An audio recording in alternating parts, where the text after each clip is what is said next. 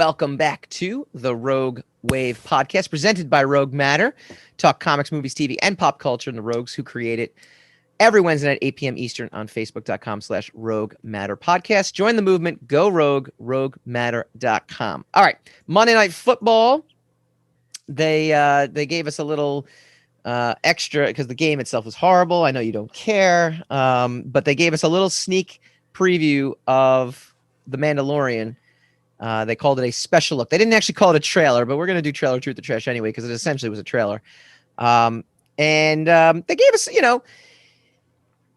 a couple things. Mandalorian was obviously the breakout hit for Disney Plus last year, and it's gearing up to return October 30th. They've been trying to kind of amp up the promos. New posters kind of came out containing some Star Wars Easter eggs, some casting news that kind of came out. But this was an actual, this was another special preview. It was brief. It was only a minute long.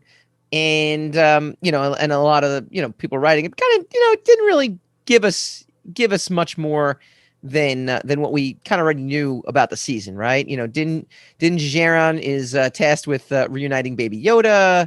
He'll be on a mission to find the Jedi. They have a tumultuous history with the Mandalorians. Din recruits Grief Karga and Cara Dune. We got some stormtroopers in there. I know this isn't the case, but did it to you? Because it did to me. The answer is to me, yes. Did it look like the Millennium Falcon was in there for 2 seconds as the ship, just for a split second with the way the ship was angled? I was like, oh. I actually kind of got excited for a second. I didn't see that. I didn't see it. When he I didn't notice I noticed the Razor Crest through the whole thing, but I didn't notice. You're talking about for a moment the Razor Crest looked like the Millennium Falcon. Just for a split second when they cut to it, I saw the way the angle of the ship that and then the very next scene they have him kind of working on the ship or whatever. And I was like, I wasn't just for a split second. I was like, and then I was I do have to say honestly that. Okay, the trailer in and of itself wasn't much. It's fine. It didn't need to be more than that, in my opinion. I know that's going to be part of the question that we're going to ask. Yeah. And I have more to say on it, so it's not like I gave away the prize there. But what amazes me about it, I don't even know how I can put this into. First of all, there's two things. I always know that something is great. That when I start to enjoy something, when I start to recognize music cues, right? When I'm watching something that I have seen before, I realize that I have, because sometimes I'm not aware that I'm into something. I'm just watching it, I'm just part of it, I'm just going through the motions. I'm never aware that I'm into something until I know a music cue, from whatever it is, TV series or movie. And so the trailer, the music for this teaser was really great because it was a kind of a souped up version of his theme, and I was like that, and I just remember thinking while watching, it's this music is awesome, and it's making all this imagery really work. The other thing I'll have to say about The Mandalorian as to why it works, because there's things about it I don't like, and I've been vocal about it, and it doesn't mean anything. It's just sometimes there's things you like, and then sometimes there's things you don't like. All right, the hell with Twitter. I would never go there. It's like Twitter's on fire. You're an idiot for going inside. But I am, and there have been there's a documentary about it. I know we talked about it. We reviewed it for the most part. The documentary about the making of the first season, and I am just beyond impressed with the technologies that they're developing for making the visual effects of this show on par with the movies or better than the movies in some respect. There's absolutely no compromise in some of the stuff. Didn't it feel like you were watching a movie trailer? And it's not. It's going to be on my. I mean, I have a big screen at home, but it's going to be on your TV. Your TV. Yeah. And it's that blows my mind. And I agree with you also with the music, but I'll throw in also the sound effects, not just the music. The of the Empire ships. The howl or the scream of it. The screech of it. There's just a certain. Mandalorian does a nice job of giving us what the new sequels didn't do, which was giving us something new while paying homage to the old. And that's Well, yeah, something that and that's that you know, what Solo did, and that's what the Rogue One managed to do. yeah. That the show didn't do. I mean, But we've I'll never even seen. say, sorry, but I'll even say that the Mandalorian does it even better because this is, well, no, I guess it's, sorry, I take that back because this isn't the future. This does take place, in It between. is a time we haven't seen though. It's right after the Yeah, Return of the Jedi. So I mean, it's the Empire is on its last legs. We haven't. right. There's not a lot of exploration into this era. Yeah, A lot of the video games cover this era, which yeah, is pretty awesome. But we haven't gotten a lot of canon storylines that take place during this era. yeah. So I mean, that's exciting. The other stuff that's exciting about, like, maybe there's going to be an Ahsoka appearance or something like that. Supposedly, yes, there is, but we Right. haven't seen her yet, Right. which I'm glad, because the internet would be, there'd be nothing but people hating it, hating the appearance. I mean, that's all that happens. If I was doing this, if I had done a show, if I was like, say, Lucasfilm, Yeah.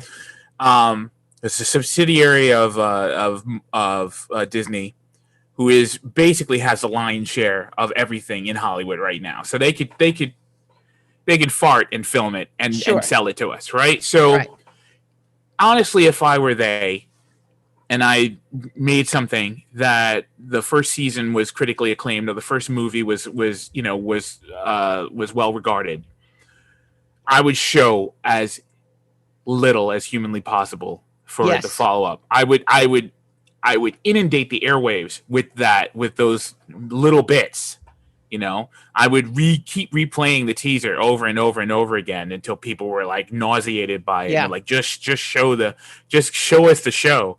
But I wouldn't give anybody, because all it is now, I understand that speculation is a good form of marketing, that they want to inspire fan speculation and people starting groups and having discussions about it. But basically, all it is it's almost like, in my opinion, and this is only my opinion, it's almost like you're ceding ownership to these other people in order for the exchange of marketing.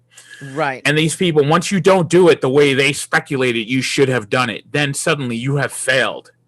And it's a good way of it's another microcosmic allegory of what we were talking about before with Twitter. It's like you are, as a capitalist swine, right? You are seeding you are milking the audience for their reaction so that you can make money, but in this revelatory reverie for your product, also sows the seeds of your own destruction. Because if you do not live up to their impossible to live up to expectations, because you've left it to them, you're gonna fail. Back in the day, look, we were no less opinionated when we were younger, but back in the day, we kind of accepted, like, we don't know what this show is going to be about. We don't know what this movie is going to be about. We're going to wait. We're going to watch it, and then we're going to have a reaction to it. That's what it used to be. Right. But now it's like, now you got people dissecting trailers for Easter eggs and stuff. So, I mean, like, you would call it regressive marketing, but I would give you as little as possible as we go in, just because you want your product to have staying power. Yeah. You cannot afford to undermarket something and to under advertise, but you got to be really sparing at what you show, especially if your shit's only if your shit's only eight episodes. Yeah. Right? Well, that's the thing too, right? Like, it's and it's a great segue, actually, that leads into the question, right? So the trailer truth or trash question was, should they have shown more, right? Should they have given us more? And I think I will trash the question, not the trailer, and say I'm happy to not get more. I'm happy that they didn't give us more than what we actually needed. Like, we definitely look, what do we need to get excited about a show we're already excited for? Yes, it would be nice to have these little cameos. I know Boba Fett's supposed to be in it too. I mean, they could give us a cameo there. But none of that is going to not make me watch this TV series. None of it is going to make me not, tune in or be excited or be just as excited as I was for the first season or throughout the first season. So to me, good. Don't show us anything, because by not showing us anything, we got Baby Yoda. We got like the biggest Christmas gift on the planet last year by them being secretive, and I'm a big fan of that. I prefer that. That's what I'm talking about. I mean, when Baby Yoda came on the scene, we had nothing to do but just to react to it, right? Yeah. It's here. It actually exists. Now we want to know more. If they had teased us Baby Yoda, or somewhere along the line, there was an article that said there was going to be a Baby Yoda, Right. then we would have gone nuts talking about, well, where could he have come from? Is he force sensitive? Is he a reincarnation of Yoda and whatever? And we would have ruined it for ourselves before we actually got to see it. When it's a surprise and a little baby sticks his head up out of the carriage, and now all we can do, all we have left is to react to it. Yep. And that's how it should be. Yes. You know? I don't believe in this, and I'm antiquated in this. I don't think I'm right. I don't think I'm smarter than everybody else. I just don't believe in the speculating stuff, because it's nothing but nauseating. It really is. It's obnoxious as far as. Well, let me ask you a question. It's a final question, right? I know you hate judging like the masses, right? But like, what do you think the general perception on all this is? I don't know if there's a binary choice out there of people that are like, my tribe is, I need to know everything about it, and you're like, how could you possibly not want to know, versus like people who are like, no, don't tell me anything, like the spoiler free people. I think it's one of those things where I think for people that really enjoy that, I guess it's just not for me kind of attitude, but it's fine for them if they like it. But the problem is it becomes obnoxious to the point where now you have to, if you surf the web, if you go anywhere other than your own corner, you are going to be inundated with it. And that's what I consider to be kind of obnoxious. Like, what do you say? Like I remember the Snoke phenomenon. Who is Snoke? And then what happens? The next movie, they just cut him in half, and you get no information. And then the third movie, he's in a jar. Yeah. So it's like, the hell with your theories. Yeah. Your theories, look, where did that get you? All it gets you is disappointed. It's really funny you bring up Snoke. I was surfing the web, and it's, could Baby Yoda be used to create Snoke? And I was like, all right. See? All right. You see what I'm saying? I love it. And the problem is with all this stuff, I'm not a soapbox on this. The problem is everybody else is using it as content to make themselves money. Yes. And so all of it has been monetized, and none of it is genuine. YouTube channel. Make sure you subscribe to our YouTube channel. We're going to have this as its own separate video as well too, that you could click and like and share and make us some money. Oh, you didn't want me to reiterate your point with our own capitalism. Gotcha. When we come back, we've got the cast from the new horror movie 645. It's Groundhog's Day meets Friday the 13th, Halloween, however you want to call it. We got the cast, we got actors, we got producers, we got everybody coming up next.